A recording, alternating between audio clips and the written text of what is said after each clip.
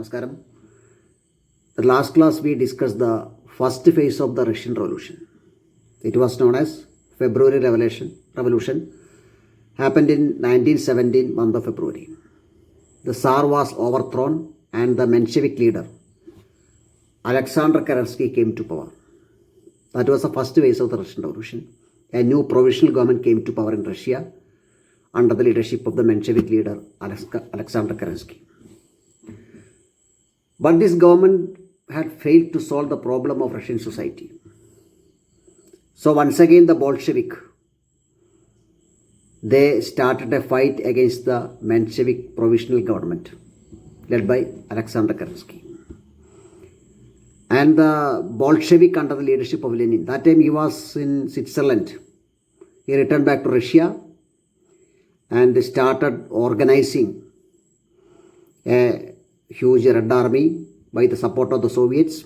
We already discussed what is Soviet. Soviet means, in Russian meaning, it is the Council of the Workers. They form a strong military known as Red Army. They started rebellion. And they believe that only the formation of a working class government that will solve the problem of Russia. They want to establish a government controlled by the working class. That was their ideology. Last class we discussed about it. So they started an armed rebellion. Some demands they put forward to the Menshevik government that Russia should withdraw from the first one. The Bolshevik demanded that Russia would withdraw from the First World War. So many Russian people, soldiers were killed. Russia had so many setbacks in the First World War for the first phase.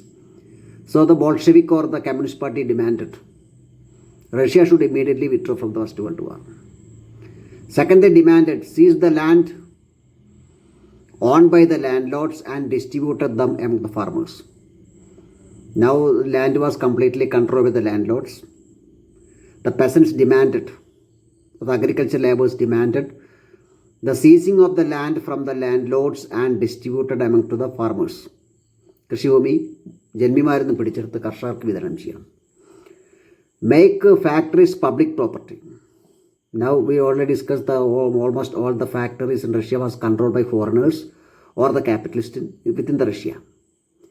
So they demanded the factory should be undertaken by the government. It should be a public property. Factory nationalize ചെയ്യണം, government ഏറ്റെടുക്കണം. The Bolshevik or the Communist Party demanded the abolition of the private property. That's the main slogan. സ്വകാര്യ സ്വത്ത് ഇല്ലാതാക്കണം. Naturally, the Menshevik rejected, Alexander Kerensky rejected all the proposal put forward by the Bolshevik. So the Bolshevik started armed rebellion. That was October 1917. The Bolshevik organized an armed rebellion against the provisional government. Kerensky fled from the country and Russia come under the control of the Bolshevik. ഈ കലാപത്തിനുള്ളിൽ പിടിച്ചിരിക്കാൻ അപ്പോഴേക്കും നമ്മൾ നേരത്തെ പഠിച്ചിട്ടുണ്ട്. സോവിയറ്റുകളുടെ നേതൃത്വത്തിൽ വലിയ ശക്തമായ red army രൂപീകരിക്കുകയും ആയുധങ്ങൾ സംഘടിപ്പിക്കുകയും അവർ തലസ്ഥാനമായ മോസ്കോ നഗരം പിടിച്ചെടുക്കുകയും ചെയ്തു. Alexander Kerensky fled from other countries and Russia was come under the control of the Bolshevik. This event through the Bolshevik attained power. അങ്ങനെ ഒരു വലിയ സായുധ കലാപം നടത്തി റഷ്യയിൽ ബോൾഷെവിക്കുകൾ അധികാരം പിടിച്ചെടുക്കുന്നു. It was happened in the month of October as per Russian calendar. Subsequently, a convention of the Soviet was held and a cabinet was formed under the leadership of Lenin. പിന്നീട് സോവിയറ്റുകളുടെ ഒരു അധികാരം പിടിച്ചതിന് ശേഷം സോവിയറ്റുകളുടെ ഒരു കൺവെൻഷൻ വിളിച്ചു ചേർക്കുകയും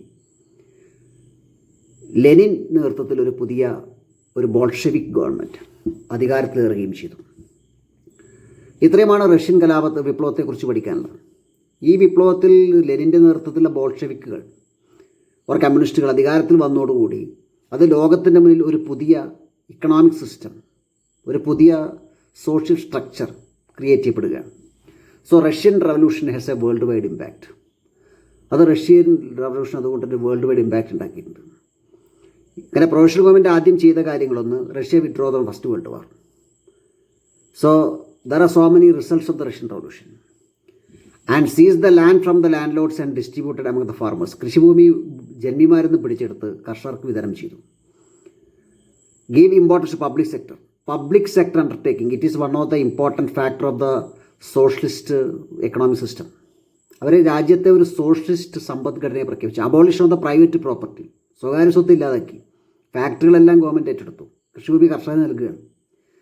and introduce centralised planning. Centralised planning is N inevitable part of socialist planning. Centralised planning എന്നുള്ളത് ഒരു സോഷ്യൽ സമ്പദ്ഘടനയുടെ ഒരു ഇന്നെവിറ്റബിളാണ്, ഒഴിച്ചുകൂടാൻ പറ്റാത്തൊരു ഭാഗമാണ് centralised planning. And achieve developments in the field of science, technology and economy. സ്വാതന്ത്ര്യത്തിന് ശേഷം പിന്നെ വളരെ പെട്ടെന്നാണ് റഷ്യ സയൻസിൻ്റെയും ടെക്നോളജിയുടെയും ഒക്കെ വലിയ പുരോഗതി ഉണ്ടായത്. And new constitution came into force in 1924. 1924 റഷ്യക്ക് ഒരു പുതിയ ഭരണഘടന. Union of Soviet Socialist Republic was formed by consolidating different Soviet republic. ഇപ്പോൾ റഷ്യയിലുണ്ടായിരുന്ന സോവിയറ്റ് റിപ്പബ്ലിക്കുകളും റഷ്യയുടെ അയൽ രാജ്യങ്ങളും വിപ്ലവ രാജ്യങ്ങളെല്ലാം കൂട്ടിച്ചേർത്തുകൊണ്ട് USSR, Union of Soviet Socialist Republic എന്നൊരു പുതിയ രാജ്യം നിലവിൽ വരുന്നു. ഇതിൻ്റെ ഏറ്റവും വലിയ impact spread the socialist ideas all over the world. ലോകത്തെ എല്ലാ ഭാഗത്തേക്കും ഈ സോഷ്യലിസ്റ്റ് ഐഡിയാസ് സ്പ്രെഡ് ചെയ്യുന്നതിലേക്ക്. തൊഴിലാളി വർഗത്തിന്, മറ്റ് രാജ്യങ്ങളിലെ തൊഴിലാളി വർഗത്തിനൊരു ഇൻസ്പിറേഷനാണ്. അധികാരം പിടിച്ചെടുത്തുകൊണ്ട് അവരനുഭവിക്കുന്ന പ്രശ്നങ്ങളില്ലാക്കും. അതുകൊണ്ട് ഒരു പ്രൊലിറ്റേറിയറ്റ് ഗവൺമെൻറ്, തൊഴിലാളി വർഗത്തിൻ്റെ നേതൃത്വത്തിലുള്ള ഒരു ഗവൺമെൻറ് അധികാരത്തിൽ വരുന്നതിന് വേണ്ടി ലോകത്തുടനീളം കമ്മ്യൂണിസ്റ്റ് പാർട്ടികൾ രൂപീകരിക്കപ്പെടുന്നു. ലോകത്തുടനീളം റഷ്യൻ വിപ്ലവത്തിൻ്റെ മാതൃകയിൽ മറ്റ് കലാപങ്ങൾ നടക്കുന്നു. തൊഴിലാളികളും കർഷകരും ചേർന്നുകൊണ്ടുള്ള സായുധ കലാപങ്ങൾ. ഇത് ലോകത്തിന് പിന്നീട് ഈ സോഷ്യലിസ്റ്റ് ഐഡിയോളജിയുടെ ഒരു എക്സ്പാൻഷന്, ഇതിനെ തുടർന്ന് ഒട്ടേറെ രാജ്യങ്ങൾ വിപ്ലവം നടക്കണ്ടേ. So it's a world wide impact.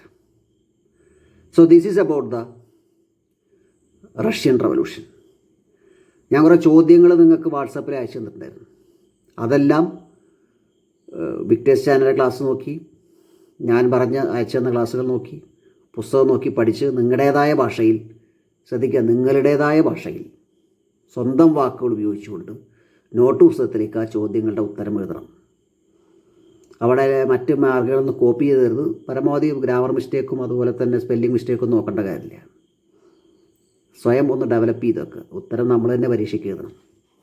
പരമാവധി കാണാതെ പഠിക്കലും ഒഴിവൊക്കെ കാര്യങ്ങൾ മനസ്സിലാക്കി പഠിക്കുക. ആ ചോദ്യങ്ങളുടെ ഉത്തരങ്ങൾ എഴുതി കഴിയുണ്ടാവുമെന്ന് വിചാരിക്കുന്നു. ഈ രസം കഴിയുന്ന മുറയ്ക്ക് ബാക്കി ചോദ്യങ്ങൾ കൂടി അയച്ചു തരും. സോ ഇത്രയുമാണ് റഷ്യൻ റവല്യൂഷൻ. ഇനി അദ്ദേഹത്തിൽ ആകെ പഠിക്കാനുള്ളത് ചൈനീസ് റവല്യൂഷൻ മാത്രമാണ്. Next class we will discuss about it. Okay.